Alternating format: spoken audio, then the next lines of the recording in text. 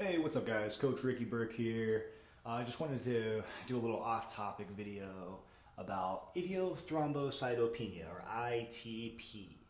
So I have been diagnosed for 7 years, and I have not taken the prednisone steroid. I've not gotten any surgeries at all. Could be a congenital thing. It was not caused by cancer, leukemia, at least that I know of, with multiple oncology, urology trips over multiple years. So this is more of an update for people who have seen my last videos, or if you've recently been diagnosed with ITP and are worried. ITP is a blood condition where your white blood cell count is very low because your red blood cells are attacking your white blood cells. White blood cells help with your body's ability to clot, or your blood's ability to clot, and this can cause issues with internal bleeding, continuous bleeding if you have an open wound, and overall just stability of blood. For example, before I was officially diagnosed, I got my wisdom teeth pulled. Normally, you bleed for about 1 to 2 days. I bled for about 4 to 5, maybe 6 days. I went through an entire, saltine stack of gauze in about an hour or two. It was pretty scary. I would not stop just gushing blood out of my mouth, and that's initially what caused enough of a red flag to make me dig a little bit deeper, and went to about 2 or 3 different oncologists, hematologists, urologists even, to check out my kidneys. And for the most part, the only 2 options were take the prednisone steroid. We could do it every day generally, or you could do it in spurts. I wasn't necessarily up for that option because I personally know, I'd say 3 to 4 people who have had adverse effects from prednisone. One of them actually passed away. R.I.P. Mitchell. But yeah, I have my reasons as to why I would like to not hop right into that.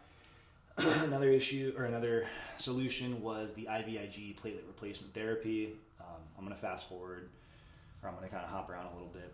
I didn't do that when I initially got diagnosed, but then 3 years ago, so 4 years since the initial diagnosis, I had to get my shoulder reconstructed from multiple sublux and dislocations, and same thing. They wanted me to do a prednisone steroid to see if maybe it would stabilize my blood before. Maybe, and see, those are not good enough for me. So I paid out of pocket for an IVIG platelet replacement transfusion 2 weeks prior to my surgery to test and make sure that my platelets actually did increase. They went from about 25, 30,000 to 110,000, which is much safer to perform surgery.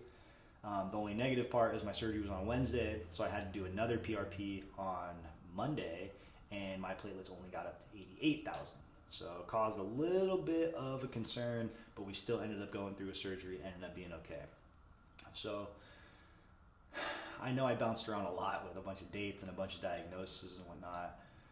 At the end of the day, the last 7-8 years is what I've known about ITP. I could have had this my entire life. It could be a congenital issue from my kidney being flipped. I'm also still kind of working on that.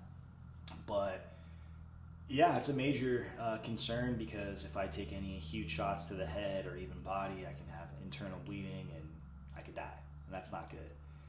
And I know some of you guys also see, well, why do you do kickboxing? Why do you do this? And this is where it becomes an issue for me personally, because I love boxing. I love kickboxing. I love Muay Thai. I loved football when I was playing.